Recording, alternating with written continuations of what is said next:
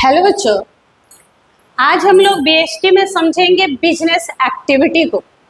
अभी तक आपने पढ़ा है कि ह्यूमन एक्टिविटीज दो तरीके की हो सकती हैं। पहला है इकोनॉमिक और दूसरा है नॉन इकोनॉमिक। इकोनॉमिक का मतलब है जहां पैसे इन्वॉल्व हो, मनी इन्वॉल्व हो, पैसे का लेन देन इन्वॉल्व हो, पैसे मिलते हो, इनकम जनरेट होता हो, आपका लाइवलीहुड जनरेट होता हो, उसको बोलेंगे इकोनॉमिक। जब पैसे इन्वॉल्व नहीं होते हो और जब out of love, sympathy, sentiments या साइकोलॉजिकल सेटिस्फैक्शन करने में, मेंटल सेटिस्फैक्शन हो रही है, आपको वो कम करने में खुशी हो रही है, तो इसको बोलते थे non economic activities. Economic activities को हमने फर्दर डिवाइड किया था बिजनेस, प्रोफेशन, एम्प्लॉयमेंट में। बिजनेस में आपने कहा रिवॉर्ड मिलेगा, प्रॉफिट, रिस्क होगा हाई। प्रोफेशन में आपने कहा there will be the little bit risk and return जो होगा that will be the fee. Employment में भाई कोई रिस्क नहीं है और वहां जो रिवॉर्ड होगा वो सैलरी होगा। बिजनेस जो है वो हम फर्दर ट्रांसफर कर सकते हैं, प्रोफेशन और एम्प्लॉयमेंट फर्दर ट्रांसफरेबल नहीं होते हैं। ये सारी बातें हमने की थी लास्ट क्लास में। फिर हम आ गए बिजनेस एक्टिविटी में कि भाई बिजनेस एक्टिविटीज कितने टाइप्स की होती है। तो आपने कहा कि बिजनेस एक्टिविटी दो तरीके की हो सकती है, पहला है इंडस्ट्री और दूसरा है कॉमर्स। बिजनेस एक्टिविटी कितने टाइप्स की हो सकती है? दो, पहला है इंडस्ट्री और दूसरा है कॉमर्स।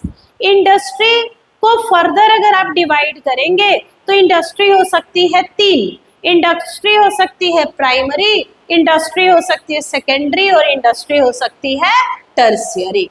प्राइमरी आसान होता है, मतलब ई जी है, ई का मतलब एक्सट्रैक्टिव और जी का मतलब जेनेटिक। जब हम नेचर से कुछ एक्सट्रैक्ट करते हैं नेचुरल रिसोर्सेज से, जैसे मान लो खदान है और वहां से आप कोयला माइनिंग कर रहे हैं, कोयला निकाल रहे हैं, आयरन ओर निकाल रहे हैं। जंगल लगे हुए हैं, फॉरेस्ट, उसको काट के आप लकड़ी लेके आ रहे हैं। रिवर्स हैं, सीज है जहां से आप मछलियां लेके आ रहे हैं, एक्सट्रैक्ट कर रहे हैं, तो ये हो जाएंगे एक्सट्रैक्टिव। जेनेटिक का मतलब है कि आप फर्दर एनिमल्स या प्लांट का रिप्रोडक्शन करके और उनसे प्रोडक्ट रॉ मटेरियल निकालते हैं। जैसे आपने कहा कि डेयरी, आप वहां पे गाय का पालन कर रहे हैं, भैंस का पालन कर रहे हैं और वहां से आप दूध निकाल रहे हैं। दूसरा हो गया कि आप जो पीसी कल्चर, आप पॉन्ड वगैरह जो आर्टिफिशियल वो क्रिएट करते हैं और उसमें मछली पालन कर रहे हैं, मछली बेच रहे हैं। तीसरा हो गया डेयरी फार्मिंग हो गया। ये सब क्या है? ये सब जेनेटिक है। दूसरा होता है सेकेंडरी इंडस्ट्री। सेकेंडरी इंडस्ट्री में दो चीजें हम करते हैं, पहला मैन्युफैक्चरिंग और दूसरा कंस्ट्रक्शन। मैन्युफैक्चरिंग में हम raw material semi finish product से फिनिश प्रोडक्ट बनाते हैं। ये चार तरीके के होते हैं, ये चार तरीके के हो सकते हैं, एनालिटिकल, सिंथेटिक, असेंबली और प्रोसेसिंग।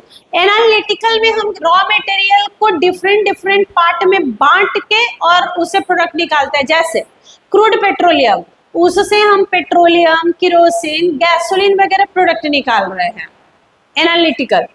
दूसरा हो गया सिंथेटिक। सिंथेटिक का मतलब होता है जब दो या दो से ज्यादा प्रोडक्ट को मिला के एक नया प्रोडक्ट बना दे।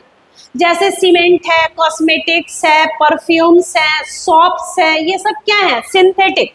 उनको अलग नहीं कर सकते आप उनके प्रोडक्ट को।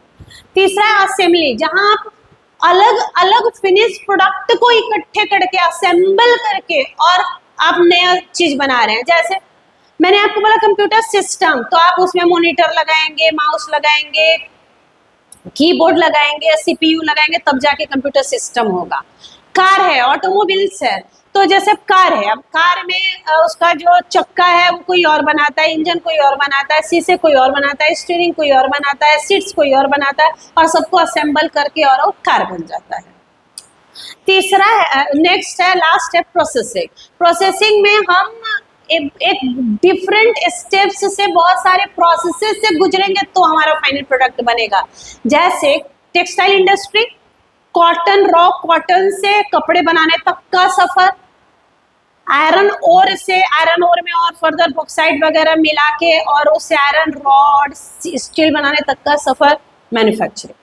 कंस्ट्रक्टिव इंडस्ट्री क्या करता है बेटा, मैन्युफैक्चरिंग इंडस्ट्री के फिनिश प्रोडक्ट को यूज करता है।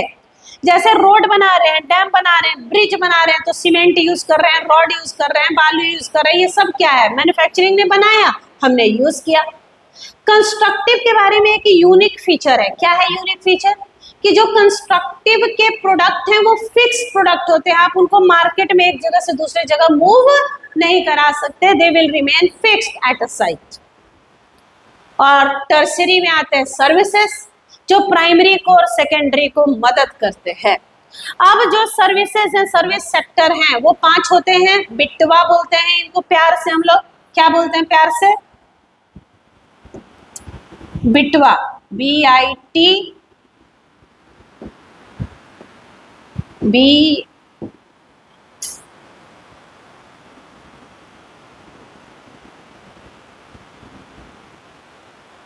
बिटवा, BITWA, बिटवा। बिटवा मतलब बैंकिंग, इंश्योरेंस, ट्रांसपोर्ट, वेयरहाउस और एडवर्टाइजमेंट।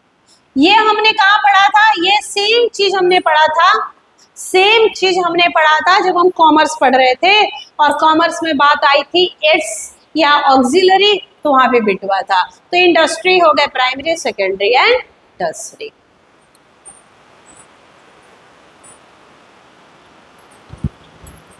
तो टर्सरी हो गया सर्विस सेक्टर, जो बिटवा हो गया, banking, insurance, transport, warehousing, advertisement.